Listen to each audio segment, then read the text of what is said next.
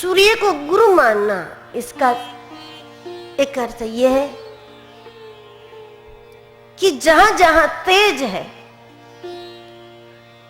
उसका स्वीकार करो।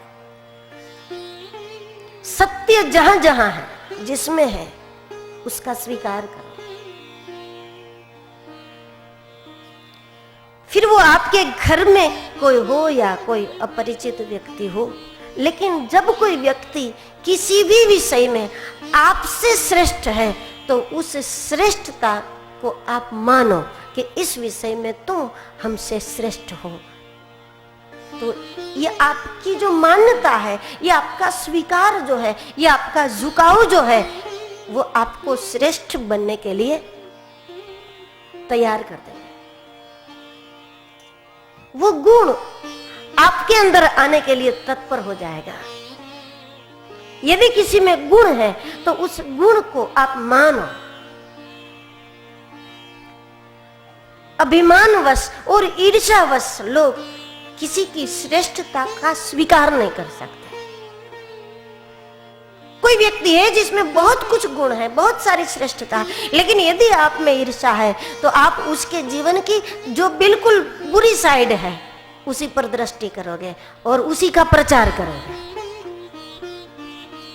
और आप कहोगे वैसे भले बड़े बड़े काम कर लेते हैं, लेकिन इसमें ये आदत है, इसमें ये आदत है, इसमें ये है। उसी दिशा को आप, तो ये जो डंग है वो तो कौवे का डंग हुआ ना, कि जहां गंदगी है जो उसी वस्तु को पकड़ो। गुण दोष सभी में होता है, लेकिन यदि आपको गुणवान बनना है तो आपसे बढ़कर कोई श्रेष्ठ वस्तु जिसमें भी है उसका स्वीकार करो। उसी व्यक्ति की कोई दूसरी साइड भी हो सकती है, लेकिन उससे आपको क्या मतलब है? आपका फायदा इसी में है। उसमें एक बात ऐसी है जो आप में नहीं है और उसमें है, वो आपके लाभ की वस्तु है, तो आपकी दृष्टि उसी में हो। ये आश्चर्य है। यदि आपसे कोई कहे कि ये व्यक्ति जो जा रहा है ये आदमी सज्जन है, तो आप पूछोगे इसका प्रमाण क्या?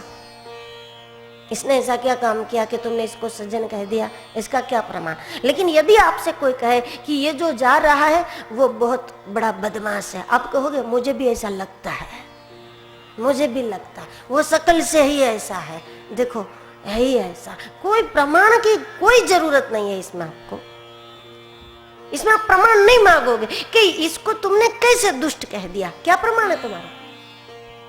तब आपको आवश्यकता नहीं है प्रमाण की। लेकिन कोई किसी को संत कहे, सज्जन कहे, तब आप कहोगे प्रमाण दो। क्या प्रमाण है? तेज की उपासना इसी को कहते हैं। जहां जहां कोई श्रेष्ठ वस्तु है, श्रेष्ठ गुण है, जिसमें भी है, उस श्रेष्ठता को आप मानो, तो वो गुण आपके जीवन में आने के लिए तत्पर हो जाएगा। ये तेज की उपासना। याज्ञवल्क्य जी तेज के शिष्य है, सूर्य के शिष्य है।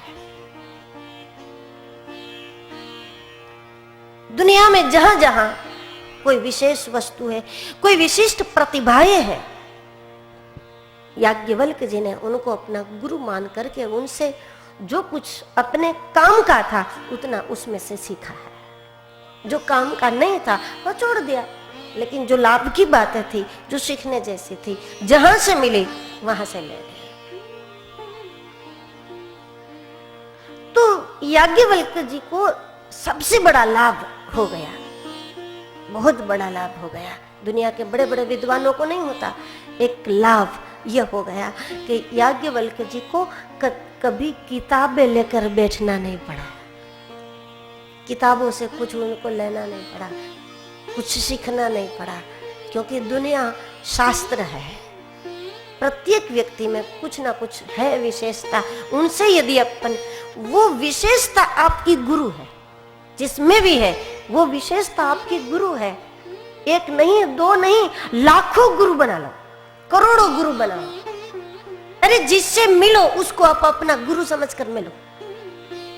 उसमें कोई एक बात तो ऐसी है जो आप में नहीं है, उसमें है।